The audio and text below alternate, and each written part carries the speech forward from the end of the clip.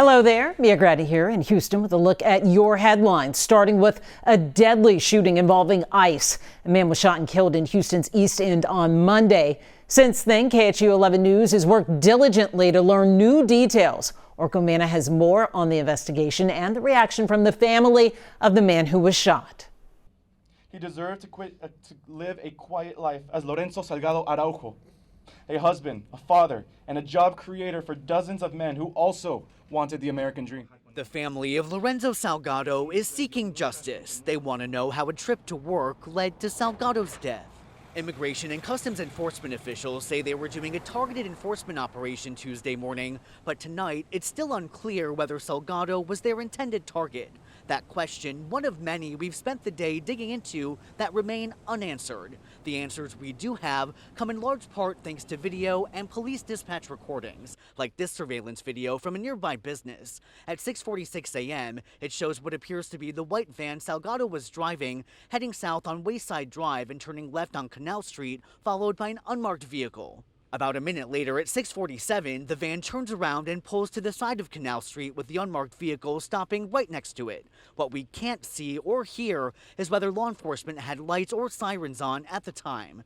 Ring camera footage from Canal Street from around a minute later at 6:48 a.m. shows what appear to be federal agents standing over people detained on the ground next to the van. 3 minutes later at 6:51 a.m., another unmarked vehicle is behind the van with flashing lights turned on.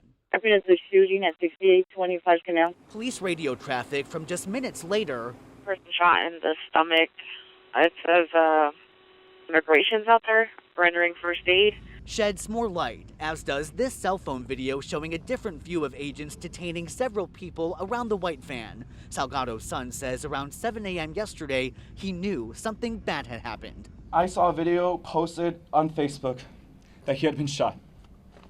I recognized him immediately. Later in the day, our cameras were rolling as ICE officers and FBI agents filled Canal Street collecting evidence. But as of tonight, footage of the shooting itself has not surfaced. And what's not clear in any video we've reviewed, evidence of the white van ramming an agent's vehicle, something ICE says happened. DHS, ICE, the FBI, they have to be very careful and get the facts and determine exactly what transpired. Former FBI agent James Conway tells me while the lack of immediate answers may be frustrating for the public, it's crucial in order for each agency to dot their I's and cross their T's. Initially, people may say, well, are they trying to hide something? No, they're just trying to maintain the integrity of the investigation. KHOU 11 legal analyst Carmen Rowe says that creates an information vacuum. The space that we're in right now is one that allows for a lot of narratives, a lot of speculation, and a lot of criticism of law enforcement that could easily be dispelled if the FBI were to release actual footage from this incident. That was Orko Manna reporting for us. Meanwhile, elected officials are monitoring the investigation of this same shooting. Houston Mayor John Whitmire is calling for an independent investigation, and that is still a possibility. Troy Kless has more on what other Houston area leaders are saying. A vehicle surrounding the family of Lorenzo Salgado Araujo are elected leaders at all levels, including Congresswoman Sylvia Garcia. We need to know why Lorenzo was targeted. Questions without answers right now, mixed with messages of empathy from people, including Houston Mayor John Whitmire. Our prayers go out to the family and the community that feels the pain and anxiety. Around the Horseshoe, Councilman Julian Ramirez understands the public concerns, but due to Houston's lack of jurisdiction over the feds, Ramirez says little can be done. Although they're calling for the police department to conduct an investigation for all practical purposes, that is extremely difficult, if not impossible. However, colleagues like Councilmember Edward Pollard push back, saying there's different paths to accountability. But that does not prevent us from still taking the initiative to talk to community, to try to access cameras, to go on private property, talk to business owners about. In Harris County, District Attorney Sean Tier posted a statement on X saying at this time, federal authorities continue exclusively handling all aspects in the case. Mayor Whitmire says he'll share what he knows with council. There cannot be two ongoing investigations, certainly when there's not jurisdiction by one of them. So let's continue to monitor it very carefully. Congressmen claim they will start an independent investigation given ICE's history with incidents like this around the country. We've seen what happened to Alex Preddy. We've seen what happened to Renee Good. We've seen the habits of ICE. They have lost the trust of the American people. Troy Kless, appreciate your reporting. And we are going to continue to follow this story as it develops. Be sure to catch the updates on the KHU 11 app that is streaming for free on your phone or TV.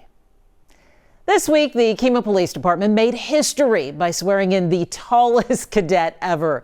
Jordan Wilmore stands at a towering 7'3". We've been following his dream of becoming a police officer since last fall. Maria Aguilera shows us how this man's dream has become a reality. In the city of Kemah, the police department just got a little bigger. You ready? Or a lot taller. I, Jordan Wilmore. I, Jordan Wilmore. Do solemnly swear. At 7 feet 3 inches tall, Jordan Wilmore is hard to miss. But after following his journey for the past year, he hopes people see more than his height. Feeling unreal, feeling blessed as well. And I'm just ready to just get to work and do my dream job finally. Last fall, we introduced you to Jordan, a police cadet chasing that dream. But the badge didn't come easy. After not passing his state licensing exam the first time, he refused to let one setback define him. Along the way, he even got some encouragement from a fellow tall man, Shaq, who promised him a custom patrol vehicle when he graduated. I tell myself, just never give up. I've never been known to be a quitter. His chief says that determination defines Jordan. He's just 25, but guess what? He didn't give up on his dream. His mom, Brenda, had the honor of pinning on his badge.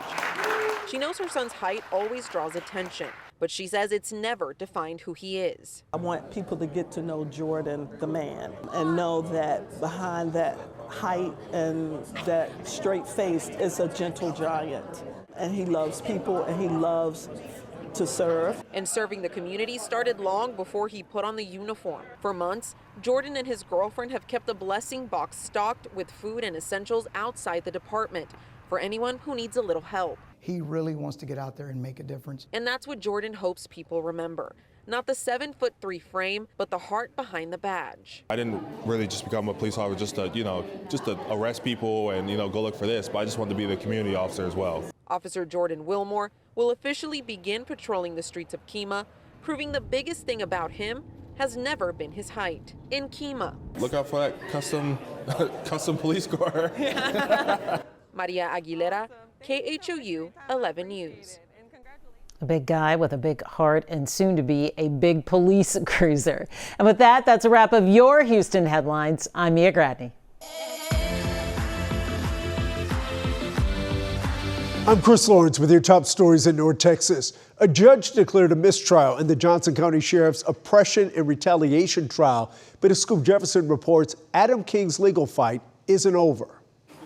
I'm happy to be with my family. That's what's important. With his wife by his side, Sheriff Adam King left the Johnson County Courthouse without a verdict after being on trial for nearly 3 weeks. When asked if he feels like he's in legal limbo. Do you feel like you're in legal limbo still? Probably. I guess that's a good way to describe it. A grand jury indicted King last August for felony official oppression. Prosecutors saying he retaliated against Chief Deputy James Salter for reporting the sheriff allegedly sexually harassed female employees, something the sheriff denies. King's attorneys argued their client reprimanded Salter without knowing he was behind the report. After deliberating for 2 days, the jury split 11-1, forcing the judge to declare a mistrial. You got people on both sides of the aisle really just having a hard time making sure that everything is dialed in, to the truth. I think that we have to do something different with our jury system, maybe even educate them a little more on the laws. Although no response from prosecutors, Salter reacted to the mistrial. We just have to live with what our justice system is, and I'm good with that. Salter's attorney, Christopher Cook, reacted to the mistrial too, saying although the victims are disappointed that the jury could not reach a unanimous verdict, they remain confident that justice will be served. The mistrial not only means starting the trial over, but also starting over at taxpayer expense. Wasting our money. Okay, I can think of a lot of kids that are hungry, a lot of homeless people. that could use that money. While awaiting his new trial date, I'm going to do what the voters elected me to do. the judge allows King to continue working 3 days a week to limit contact with his alleged victims, and the sheriff telling WFAA he's confident about clearing his name. In Johnson County, I'm Scoop Jefferson. The city of Plano held an information session to give neighbors more details on the Dallas Stars' move to Willow Bend Mall. As Kevin Reese reports, most, but not all residents are ready to welcome the Stars. The shops at Willow Bend can be quiet at times, but not this morning. Plano residents over popcorn learning more about parking and transportation and how their neighborhood might change if and when the Dallas Stars renovate this place and call Willow Bend their new home. Well, I think they'll take care of it. Plano resident David Long is ready for it. He gave up his Stars season tickets years ago. His wife didn't like that long downtown Dallas drive. So this will be easier for you? Yes. You'll be a season ticket holder again? Probably. The city of Plano organized this forum to field questions, offer the answers they have so far. After the city signed a letter of intent with the Stars to build a new stadium and entertainment complex where the mall sits now. We want to be an open forum for the public. This has been the city's mantra from day one. The Stars CEO says the goal is to learn how best to make the dream a reality by the time their lease at the American Airlines Center ends in 2031. I think this turnout today has been fantastic. I think it reiterates what we thought, that this is the appropriate place for the Dallas Stars for the next 30 years. I think the possibility of having the Stars come is exciting. There's just a lot of moving parts that, how is this going to affect Plano? And that really is a starting point of, okay, let's determine if this is the right fit. Let's determine what are things that we need to address. Plano will hold another open house here next Tuesday night. And this coming November, we'll ask voters to approve a slate of new rental car, hotel occupancy, and event taxes to help pay for all of this, hoping to get voters like David Long. So you're excited about this? I am. Yes, I am. Ready for the Stars to call Plano home. In Plano, I'm Kevin Reese. We've hit triple digits several times this week, and concerns are mounting. There will be fewer places to cool down. Mitty Hicks explains why the city of Dallas furloughs are to blame. Thursday and Friday are expected to be among the hottest days this week. These 100-degree temperatures come at the worst time for residents who find relief inside public places like libraries. Dallas city leaders announced public libraries will be closed Friday for a mandatory shutdown as the city tries to make up for a budget deficit. We serve anybody that comes to our doors. So places like the Salvation Army are stepping up to make sure people are hydrated and staying cool. We do have 13 hydration and cooling stations throughout North Texas. We're in 5 counties at this point. Staff say volunteers are serving more people this year compared to last year due to rising gas, food, and energy costs. Many times they have to decide, do I pay the electric bill or do I pay my rent? Do I buy my groceries or do I pay the electricity? As residents brace for more 100-degree days, the Salvation Army will have cold water and hand fans at its cooling stations. In the meantime, a spokesperson from the city of Dallas says all recreation centers and some community centers will be open Friday. In Dallas, I'm Mitty Hicks. A woman got trapped in a muddy ravine, but a student heard her cries for help in a wooded area right behind Conrad High School. Luke Clary gives us a look at the dramatic rescue that may have saved her life. A call for help sent Dallas Fire Rescue into a ravine behind Emmett J. Conrad High School last week. Paramedic Robert Kober didn't know what he would find. Oh, there's some evidence from our rescue right there. Recent storms had turned the ravine into a muddy mess. Extremely wet, extremely muddy, extremely hard to navigate. Then, just behind that green shrub, I think it was probably right around this area. Kober and his crew found a woman stuck in the mud. She was homeless and too weak to get out on her own. She was extremely weak and dehydrated because she had been out in the elements for several days. Kober says the extreme heat can push people living outside into danger fast. He works with Dallas Fire Rescue's mobile community health care program. It pairs paramedics with a crisis response coordinator so they can connect homeless people with help before an emergency turns deadly. This time, help came just in time. That could have turned out to be tragic if no one ever found her out here. Kober doesn't think she would have survived without them. Knowing that I was part of an effort to really help a person that was in dire straits.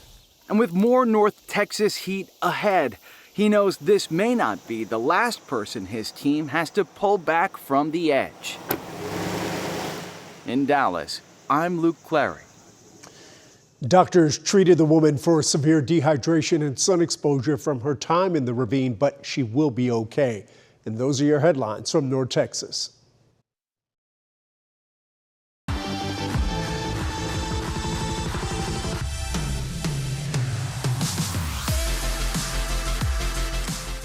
Happy Thursday to everybody. KVU Chief Meteorologist Hunter Williams here with a look at our statewide forecast. We've had a hot week so far. Many places like Dallas as well as Austin getting the first triple digits of 2026. And look, this is going to continue Thursday, Friday, more triple digits for the DFW area. Austin likely also to get a triple digit day today before things start to cool down a little bit. We're using cool down very loosely here, into the mid-90s for many areas as we get into the weekend. For the Houston area, 95 Thursday, Friday 94, Saturday 93, low 90s for Corpus, and then down to Brownsville, also looking at low to mid-90s. What happens for the weekend, especially for south central into southeast Texas and along the coast, is rain chances start to boost. And then for the rest of the state, as we go to next week, the pattern is starting to look a little bit more promising, at least for potential for some rain and maybe even a little cooler than average for temperatures.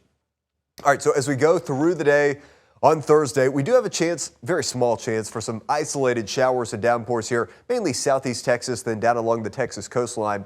By Friday, though, this starts to become a little bit more widespread. It will be quiet in the morning, then for the afternoon, Houston area, some typical pop-up showers and thunderstorms during the heat of the day, and then these try to expand into parts of the Austin area and central Texas as we move into the later afternoon into the evening. And then Saturday, we just kind of gradually increase the moisture level. So Saturday, this coverage of pop-up showers and downpours a little bit more widespread for Houston over towards College Station, into Austin, even parts of the San Antonio area, then down towards the valley with a chance for hit or miss showers and storms. You may notice a little bit of haze out there today as well. We have some Saharan dust, which has moved into Texas.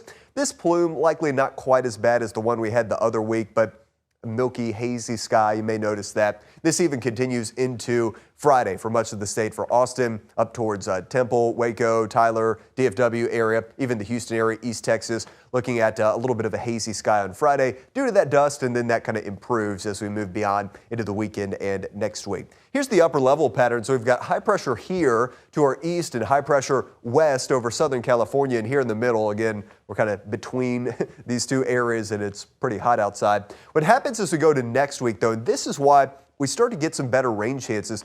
The heat dome, it actually strengthens, but as it does so, it shifts north of here.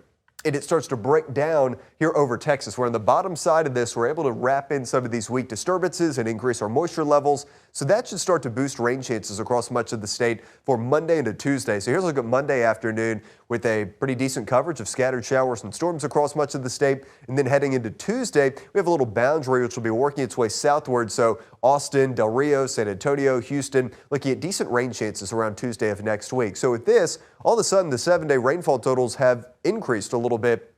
Not looking at anything crazy, but it could be 1 to 2 inches of rain for places like Austin, Houston, San Antonio, Del Rio. You get into less of a rain chance DFW area into the Panhandle and West Texas, and likewise it also starts to get a little bit lower as you go down to parts of South Texas. Looking at the extended data, here's our 8 to 14 day. It is showing slightly above normal to above normal as far as temperatures are concerned. But also, and this has been a little bit of a change over the past couple of days, slightly above normal for the precipitation chances. So a month of July where we continue to get some beneficial rain and don't have to deal with bad flooding, that is a good thing for much of the state.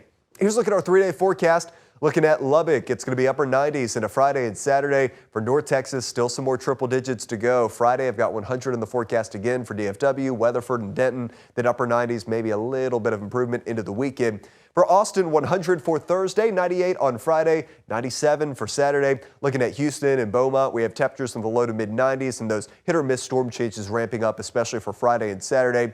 Down to San Antonio, 93 Friday, 92 on Saturday. And for the Valley, these numbers actually a little cooler than average for this time of the year, mainly in the mid to upper 90s. We'll keep you updated as we go through the week.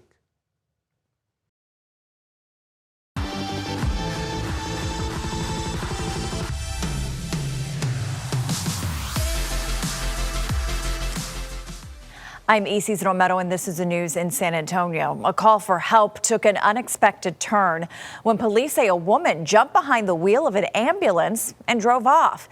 It happened Wednesday morning off Commerce and St. Mary's Street, and police say there was a patient in the back when she stole it. Vanessa Croy has the details. Well, not only was there a patient in the back of that ambulance, there was also an EMS crew. They told police they heard a bump and suddenly they were moving. The sergeant on the scene tells us in the 20 years he spent in law enforcement, he's never heard anything like this. Did the EMS get stolen or what's going on? At first, even police officers seemed to have trouble believing what they were hearing. Everyone hold the air for a second. Just to confirm, there is a firefighter and patients in the back of that EMS unit. Well, that answer was yes. San Antonio Fire EMS crews were responding to a medical call downtown this morning, and police say while they were checking the patient's vitals in the back of the ambulance, they felt a bump. At first, they thought they got hit, but what happened next was hard to believe even for seasoned officers. Suddenly the ambulance took off, and there was two medics in the back, and there was a patient in the back also in the vehicle. A mid-40s white female that jumped in the ambulance unit and took the vehicle unauthorized and just started riding down westbound Highway 90. Police say the woman flipped on the emergency lights. They're going, it's a fire unit, EMS with lights on it. And started cruising down Highway 90 for about 15 minutes. At some point, crews in the back started yelling at her to stop.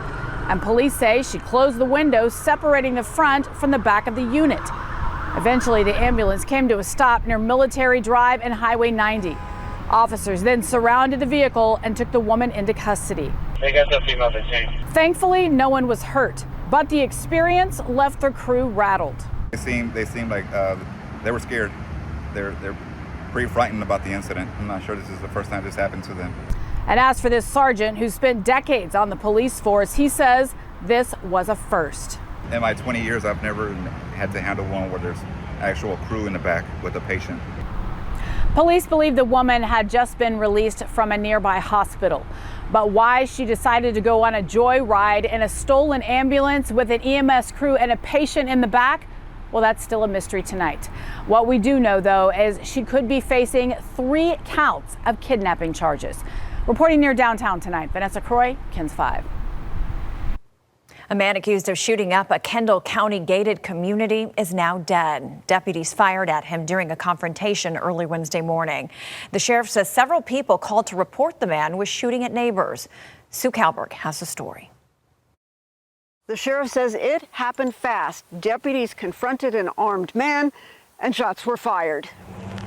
I think he has a handgun and he tried to shoot at the caller. I don't know whether he shot at the officers, but the officers engaged him in the road, and so as a result of that, he was non-compliant, and the officers involved, they responded with live gunfire, obviously.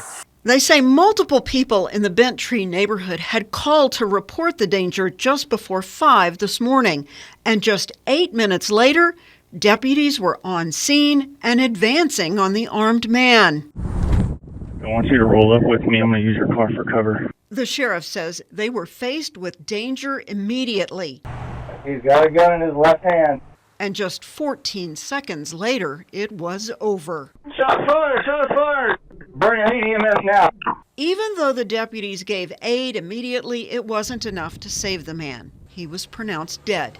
His name and a motive haven't been released yet. The sheriff says he's proud of his people for staring down danger and making sure nobody else got hurt. In Kendall County, Sue Kalberg, KENS 5.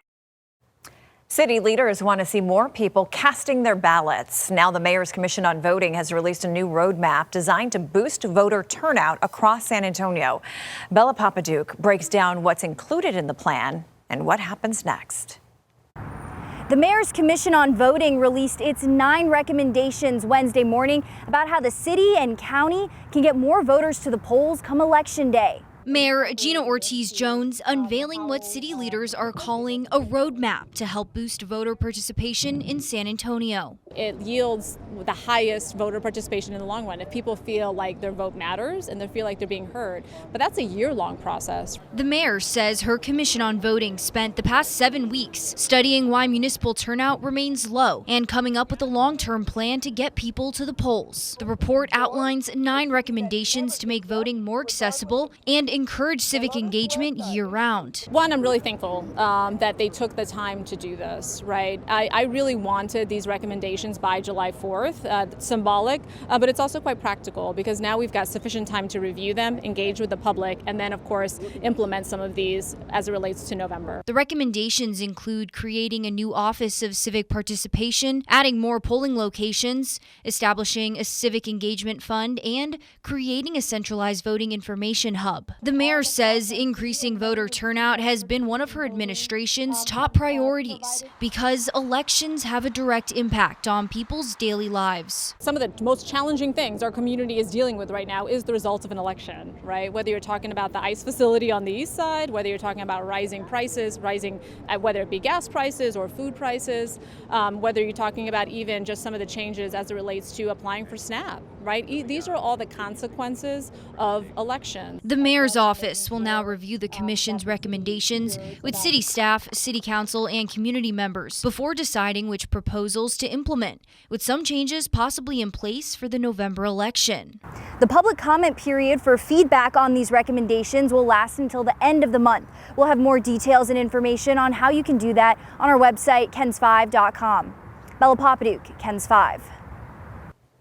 And that's the news in San Antonio.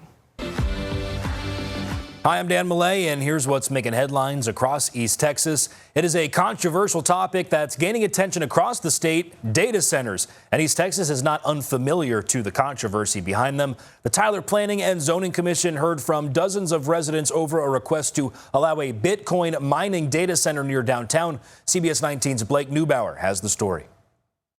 A meeting room at Tyler City Hall was packed as residents lined up one by one to weigh in on a proposal to build a data center on nearly 2 acres along West Urban Street.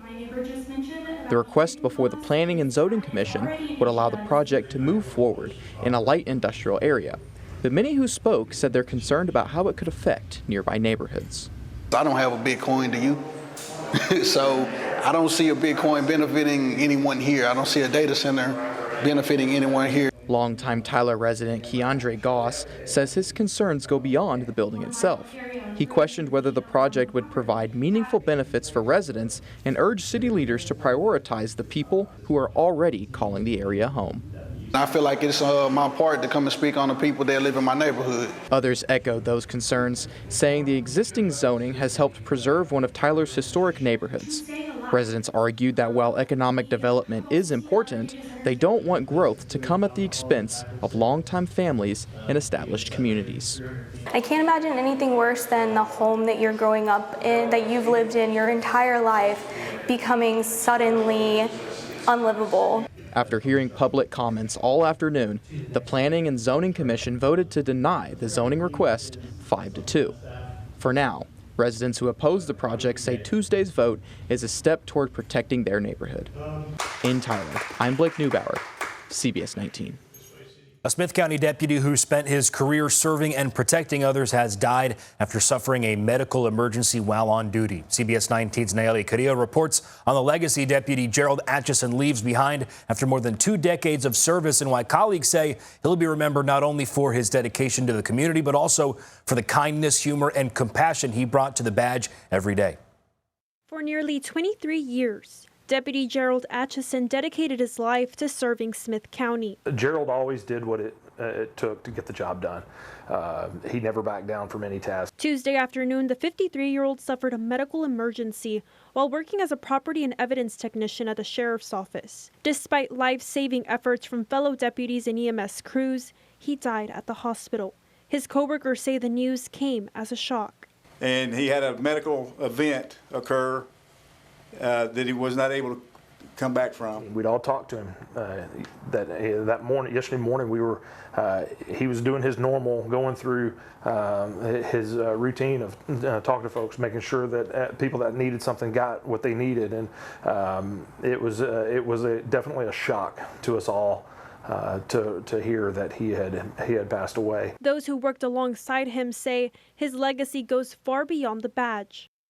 Gerald was a very kind soul, gentle giant would be a good descriptor of him. That guy, just if you were around him, you just fell in love with him. That's just the guy Gerald was. They say Atchison always knew what to say and will be incredibly missed. He was good as gold, and his comic relief was usually spot on for what we needed when we were going through either whether it be a case or something that was just hard on all of us. He was good to have around. He would come by and he'd take good care of us. Atchison leaves behind his wife and young son. And while the sheriff's office is grieving the loss of a deputy, they're also mourning a friend who dedicated his life to serving others. I just ask the community to keep praying for his family. Just keep them lifted up because this was so unexpected. That's a wrap for your East Texas headlines. I'm Dan Millay. I'm Bailey Bates. Here are your headlines from Central Texas. The development of a brand new water tower is forcing an animal rescue in Temple to find somewhere else to go. But the owner of the rescue says she's willing to go to trial to get exactly what her land is worth. 6 News anchor Adrian Alexander breaks it down for us. Pearls Place Animal Rescue has called Little River Road home since 2013. Now, owner Lisa Cathan says she's preparing for another move, but only if the city makes what she calls a fair offer. We're ready. We're just waiting for an honest, fair offer. The city of Temple says it needs the property for a 1 million gallon elevated water storage tank, a project identified in its 2019 Water Master Plan to support future growth and maintain reliable water service. City officials say the higher elevation of the property makes it an ideal location for the tank. But Cathan says the offer on the property was far below its value. I want the city to be fair. I mean, we've been here 13 and a half years. I purchased this in January of 2013, and it was for rescuing dogs in our grooming business, which is all a nonprofit. So she rejected the offer and has hired an attorney to negotiate a better deal. Unfortunately, it's the taxpayers that lose. Pearls Place is home to more than 70 animals, including dogs, goats, a miniature horse, and cats. So finding a new location won't be simple. They offer a house on a half an acre in a subdivision. What do you think those neighbors would think if I moved all these animals in? City officials say no condemnation petition has been filed and negotiations are still underway. Even then, Cathan believes the property will ultimately be acquired under eminent domain. Well, I'm not going into debt for the city of Temple to make money off of a water tower. And it's just disheartening that they don't care. A spokesperson for the city of Temple says that staff will continue negotiating in good faith while city council determines any next steps. For months, 6 News has followed the case of former Waco attorney Adam Dean Hoffman, from his controversial plea deal to his release from jail to questions about why he was still eligible to practice law. Well, now the Texas State Bar has officially marked Hoffman as not eligible to practice law in Texas. Our Juliana Jackson has more on why lawmakers say they're now pushing for changes. Former Waco attorney Adam Dean Hoffman can no longer practice law. The Texas State Bar lists him as not eligible to practice after the Texas Supreme Court officially accepted his resignation. It's a development many people have been waiting for. But why did it take until now for it to happen? Under Texas law, a judge doesn't have the authority to take away an attorney's license. Only the Texas Supreme Court can accept a law license resignation. And before that can happen, the attorney has to sign and submit paperwork. State Bar officials tell 6 News they provided those documents to Hoffman while he was serving his jail sentence. But the paperwork wasn't filed with the Supreme Court until June 9th. Obviously elated about that. I don't like the fact that it was delayed as long as it was. After Hoffman's felony charges were reduced, he pleaded guilty to misdemeanor charges, meaning the state bar couldn't automatically disbar him. The case drew statewide attention after his first trial ended in a hung jury. Hoffman accepted a plea deal with the state's attorney general, served less than 60 days in the McLennan County Jail, gave up his law license for 5 years, and wasn't required to register as a sex offender. State Representative Pat Curry says while this latest update is an important step, he believes the case exposed gaps in Texas law that still need to be addressed. Execution of this case certainly caused the outcome that got here. Curry says he's drafting legislation in hopes to prevent similar outcomes in child sex abuse cases. Where we need to rise up and do our job and try to make it better for the future and protect our children. While lawmakers continue working on proposed changes, they also say that they could prevent a case like this from happening again, and that's what they're going to be working on in the next legislature, and we'll continue to follow this case as it develops. Those are your headlines from Central Texas.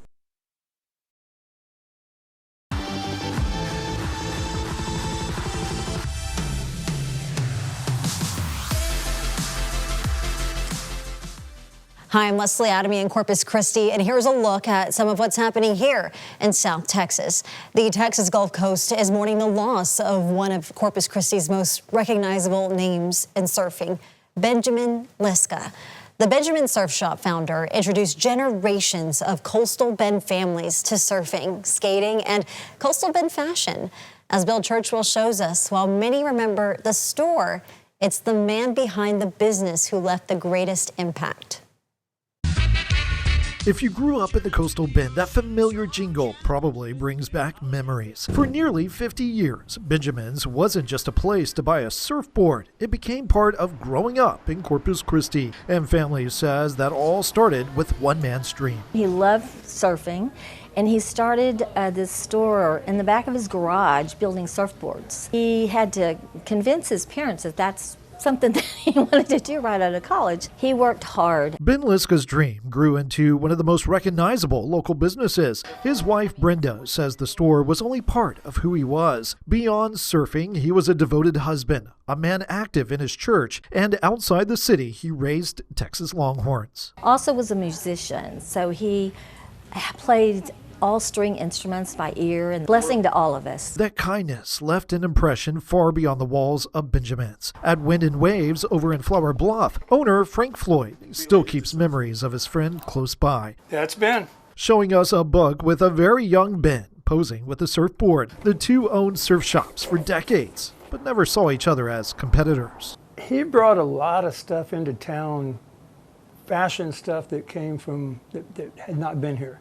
And he started going to different markets and actually pulling the stuff in early. So he was kind of in the apparel side of things, he was definitely a leader. I think Paulette worked here too. Another longtime friend, Jerry Anderson, saw that passion firsthand. 1976. One of Benjamin's surfboards that he shaped. In 2013, Ben entrusted him with the business he built. The promise I made to him is I would continue it and be a good steward of his store and continue it into the future and hand it off so it can last another 50 years. Hi, welcome in. Walking through Benjamin's today, his family says it still feels exactly as Ben intended. And the smells, the sights, the lighting, it's just such a joyful place that holds so many joyful memories for many of us around Corpus Christi. For me, remembering Ben, he was the closest thing I probably had. For Chad Marshall, he was the closest thing I had to a father figure probably in my life when my parents got married, and you know, he was always there for me. And while generations may remember Benjamin's famous commercials or the marquee here at Airline in McCardle, his wife hopes they'll remember something even more important. I want everyone to remember that joyful thing, and he was joyful to pretty much the end. A legacy that will certainly be felt and seen here for years to come. And here on the Gulf Coast, we are in the heart of sea turtle nesting season. And if nothing else tells you South Texas is turtle central, then let the numbers do the talking. The Padre Island National Seashore, or PINS, has reported an incredible 356 Kemp's sea turtle nesting sites so far just this year. That's over 100 more nests found compared to this time last year. Kemp's are the world's smallest and most endangered species of sea turtle, making every nest an important step in its recovery. So if you spot a sea turtle nest next time at your upcoming beach trip, just let it be. You can report it by calling 1-866-887-8535. And this week is a special one for the Texas State Aquarium. They are ringing in 36 years of wildlife conservation, memories, and family fun. Take a look at these throwback photos from opening day featuring Little Mermaid star Jody Benson. Now, get this, the latest addition to the aquarium was just 2 months ago with their Ocean's Odyssey. It has been so incredible to see how 36 years later, the aquarium keeps things innovative, fun, and moving forward for locals who grew up with it and visitors from all over. And that's a quick look at some of what's happening here in South Texas. Hello from Austin, I'm Mark Mullins. Police are giving an all clear after receiving a threat at a local Walmart. It happened just after 8 o'clock on Wednesday morning in Fredericksburg. It is not clear exactly what the threat was, but authorities tell KVUE an ATF bomb squad searched the supermarket but did not find anything. The store was able to reopen before noon on Wednesday, but the investigation will continue. Austin police have released new details about a deadly crash in South Austin from Tuesday evening. Just before 5:45, officers responded to the westbound service road of East Ben White Boulevard, not far from where Ben White and I-35 meet. Investigators say a driver hit a man in a wheelchair, killing him.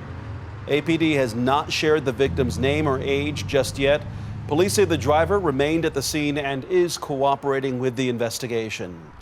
Austin police are asking for the public's help in finding suspects behind a string of ATM thefts in East Austin.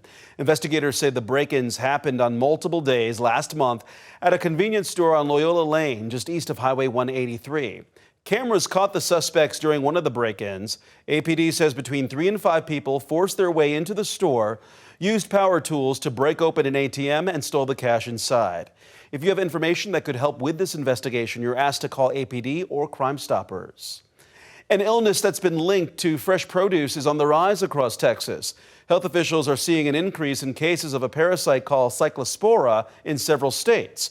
Doctors say now is the time to know what to look for. Here's KVUE's Allison Hill.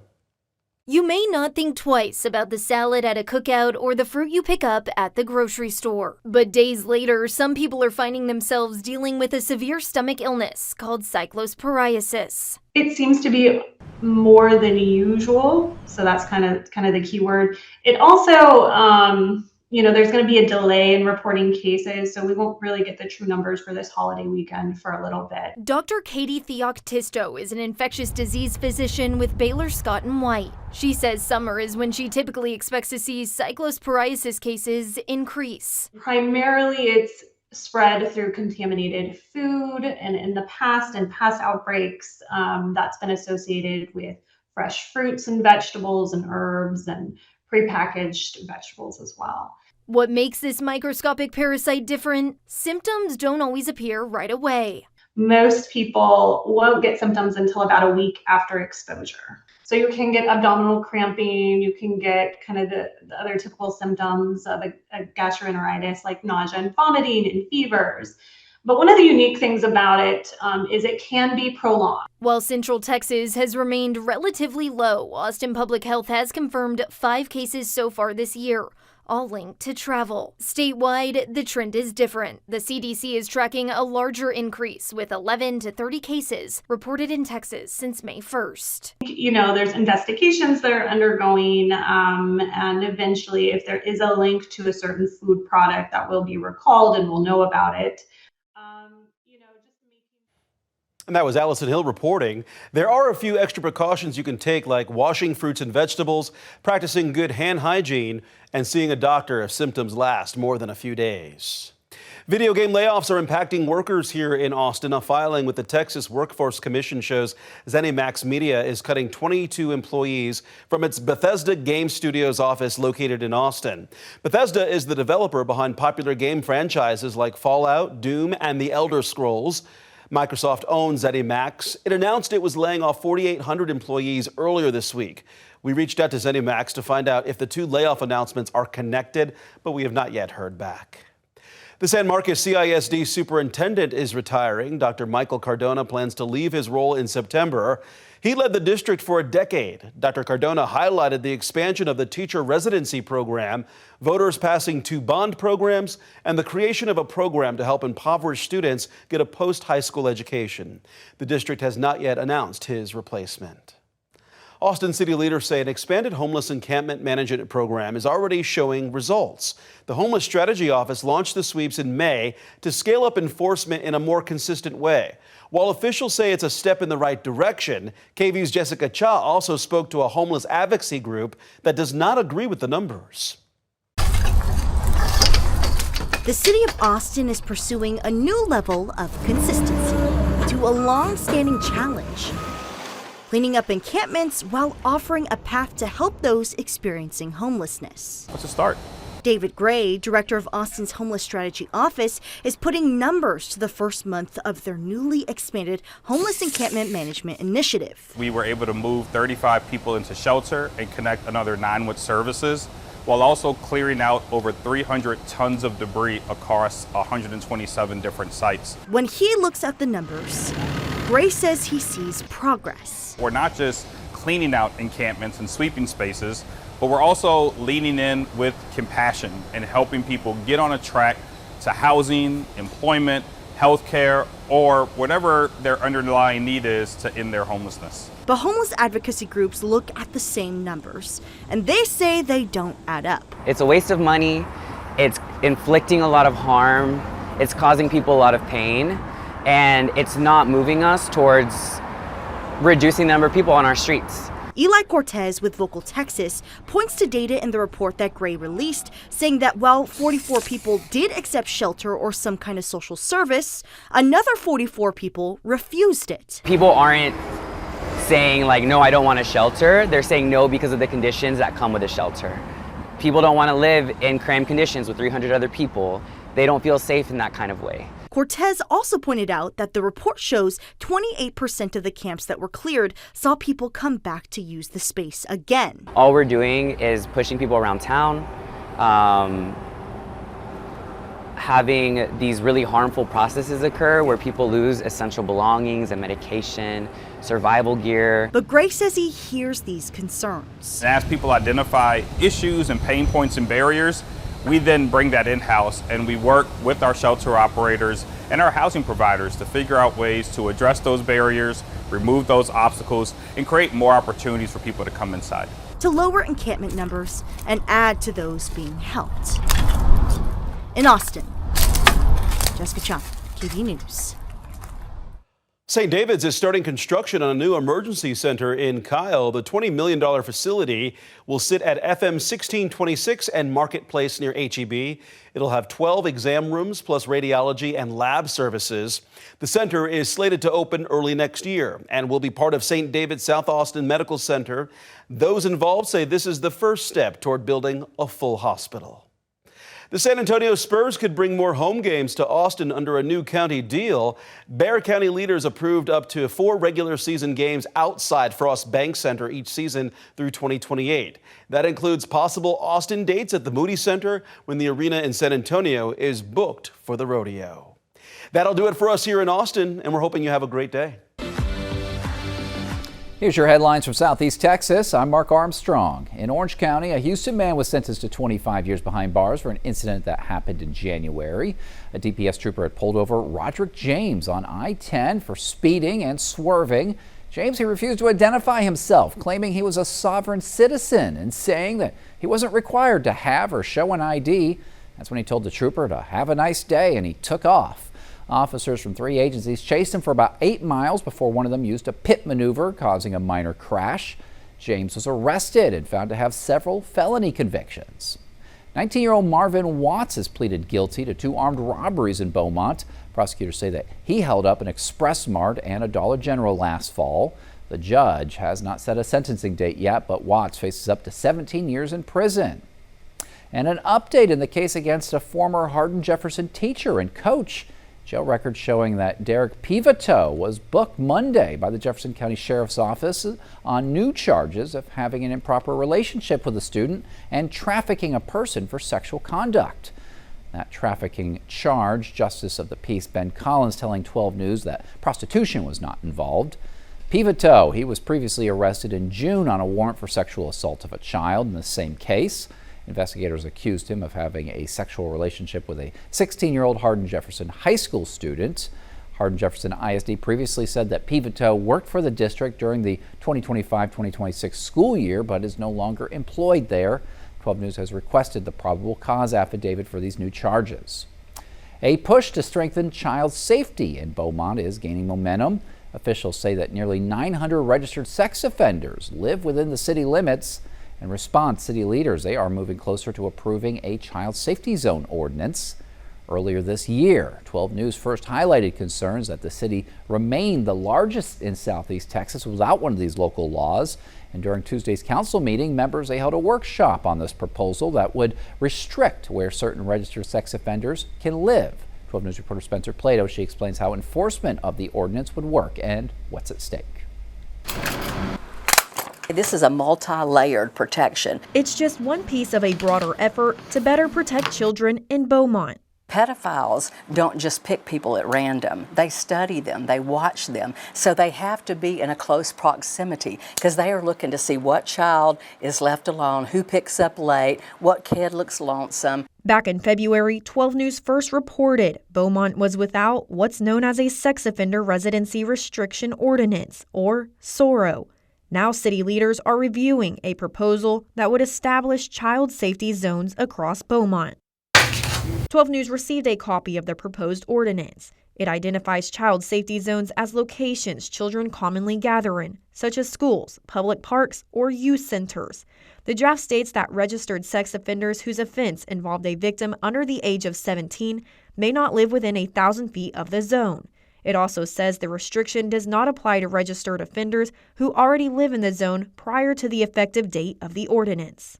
The purpose of the ordinance is intended to be the protection of our children and not to be punitive to these individuals. For Beaumont Police, the proposal comes as the number of registered sex offenders continue to grow. We have 900 right now. It increased about 7% the last couple of years.